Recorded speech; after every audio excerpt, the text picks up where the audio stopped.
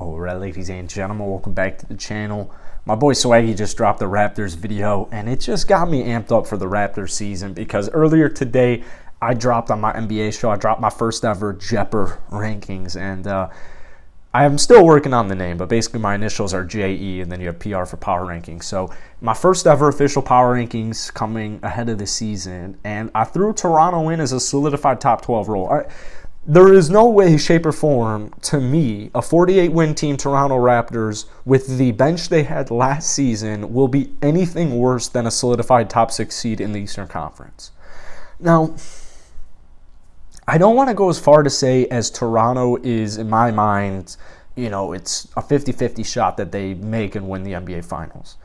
In order for Toronto to truly take that next leap, because I look at the Eastern Conference and I'm like, they could take down any of these teams. But, and this isn't far off, genuinely, Scottie Barnes turning into a solidified star in this league, we're probably a year, 2 years, 3 years max from that happening. But from the time of this recording, early September, I have a Rookie of the Year, Scottie Barnes, 15-8-4. If he got to 28-6, 29-6, 22-9-6. If Scottie Barnes was a top 25 player in basketball, which I'm positive he will be at some point soon, that's how much I believe in Scottie Barnes. Then I'm going to start having the Toronto Raptors, sneaking into, not even really sneaking into the NBA Finals, but right now you have a really solid team. And this is a team that is coming off of having the 4th pick in the draft, brutal season, playing a whole year outside of your home of Toronto in Tampa Bay. I guarantee you, if I threw any team, use my Chicago Bulls as an example, if I threw my Chicago Bulls and threw them in Portland for a whole season, I'm putting money that they're not making the playoffs. I don't care what roster they have. I really don't. Use the roster they have right now.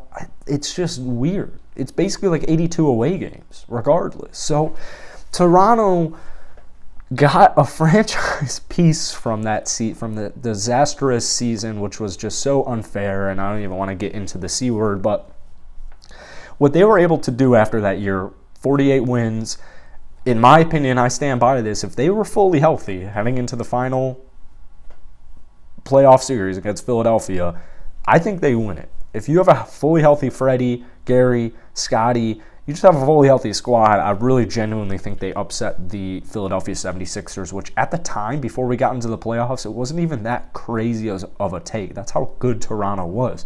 But what was the thing they were missing? All they were missing was a bench. That's all they were missing.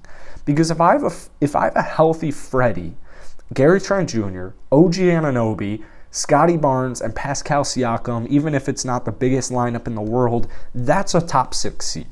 A healthy, those 5 players, they have so much talent on that board, that's a top 6 seed, without, regardless. And then if you have, Gary Trent get to 20-plus points per game, if you got OG Anunoby to 20-plus, if you got Scottie Barnes to 20-plus, then things are going to look super different because they're truly going to get to that next level. And like I said, if I had to take a guess, I don't know if it'll be this season, but I guarantee you year 3, Scottie Barnes will be 100% an all-star in my opinion. That's how much faith I have in Scottie B. Barnes. Now, heading into this offseason, actually, we'll go to the trade deadline. They had huge flaws, and their huge flaw was their bench. Okay, so they went out there and they made a risky trade at the time it was viewed, trading away first-round pick for an older Thaddeus Young. Well, if we look at Thaddeus Young's season stats last season, 6 points, 4 rebounds, 2 assists, you look at that and you're like, first round? That's horrible. If you're a Toronto Raptor fan, I don't need to remind you.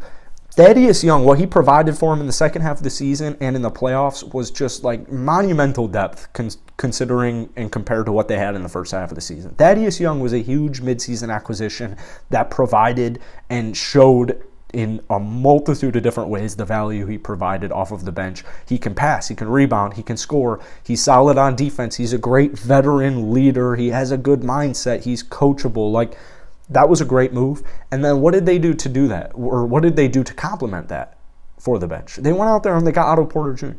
And what we saw from Otto Porter Jr. is if you have him healthy, which I need Otto coming off of the bench, take it from a Bulls fan. Once again, man, I've had my hopes not destroyed, but not lived up to my expectations a time or two with Otto Porter Jr. just because of health. Keep in mind, this is like an almost 20-point per game scorer when he first got into the league. The 3-and-D he provides you off of the bench for Toronto it was such a good move.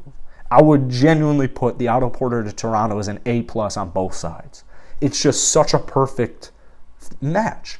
And you can get creative. You can get interesting with your starting and closing lineups or just rotations in general. But one thing I really like about Otto is, with the injuries, a fully healthy for an all-season OG Anunoby should scare teams. But if OG continues to not be necessarily consistent playing 70 games a season, if he's somewhere between 50 to 60, I feel so comfortable, I feel so confident with Otto Porter Jr. backing him up and just coming in to be the substitute starter. Now, with the bench, I have voiced some concerns for Malachi Flynn and Delano Banton. I'm still going with the fact that I think the combination at the worst of both of those two should be adequate enough at the guard position. Now, I do think a player like Dennis Schroeder could completely change the way this team is, but I understand, man. Malachi's a great defender for his position. Delano Banton is a very enticing player. He's not the best shooter, but he can defend, he can play make, he can pass, he can rebound, he can score a little bit. Delano Banton's a really nice, interesting, intriguing young prospect who's just coming off of his rookie season. But if I get to the trade deadline and it's very clear that Malachi Flynn or Delano Banton just isn't getting the job done, I fully anticipate and I would recommend the Toronto Raptors to make some type of move to fill out that backup point guard role or even just backup guard role in general. I mean, we were talking about this on the show earlier. When the Raptors were getting to the end of the regular season, getting into the playoffs, and you're super injured and you're not fully healthy and you're running these 7 to 8 man rotations, the only guards on the team are Freddie and Gary Trent. And when we saw Scotty Barnes get injured, you saw a lot of playmaking it just took a drop. It just took a drop. Scotty and Pascal are great passers for their positions. They're great passers.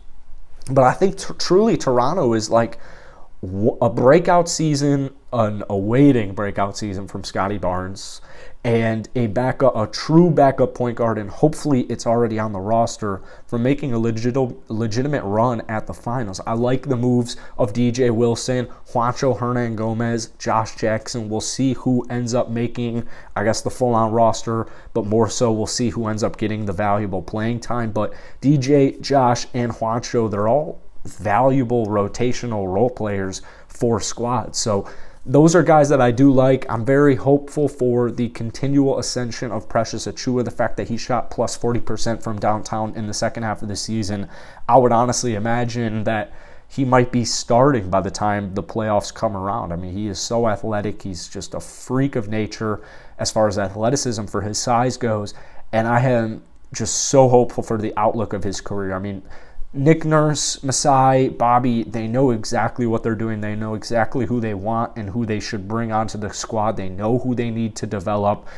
Don't even want to forget about Koloko, just a nice, intriguing young prospect. I mean, I could go, it's every player on this damn roster is just solid in my eyes. I see the potential in all of these players, and I truly believe they're a solidified top 6 seed in the Eastern Conference. That's not even that crazy of a take, but if you have, I mean, it's ticking. The clock is ticking. It's a ticking time bomb for when Scotty Barnes ascends to a star. And if it happens this season, the sky's the limit for Toronto. So that's it for today, man. If you enjoyed it, hit that like button, hit that sub button. Tried to get this video out to you guys because I'm moving tomorrow, and I'm going to be gone for about 2 days, and then I'm in a brand new apartment, brand new place, and just don't know when the next video I can get out to you guys will be. Definitely some point this weekend, but I just wanted to make sure I had something ready for you guys. So hit the like button, hit that sub button, drop some comments on the Toronto Raptors, and I'll catch you guys later. Peace.